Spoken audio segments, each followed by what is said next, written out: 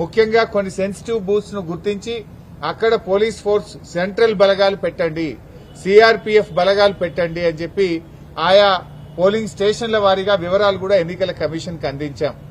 ముఖ్యంగా మహిళా పోలీస్ అధికారులను, ఆశా అంగన్వాడీ వర్కర్లను అక్కడ డెప్యూట్ చేసి లోపలికి వెళ్లేటువంటి ఓటర్ల ఐడెంటిటీ గుర్తించిన తర్వాతనే ఓటర్లను లోపలికి పంపాలి. అది ఎవరైనా సరే అందరినీ కూడా ఓటర్ ఐడెంటిటీని పోలింగ్ స్టేషన్ బయటనే గుర్తించాలి. వాళ్ళ ఓటర్ ఐడి కార్డ్ మ్యాచ్ అవుతుందా, ఫేస్ తో మ్యాచ్ అవుతుందా లేదా చూడాలి. ఓటర్ ఐడి గుర్తించకుండా ఓటర్లను పోలింగ్ స్టేషన్ లోకి పంపకూడదు. మహిళలను గుర్తించడానికి ప్రత్యేకంగా ఒక కౌంటర్ పెట్టండి.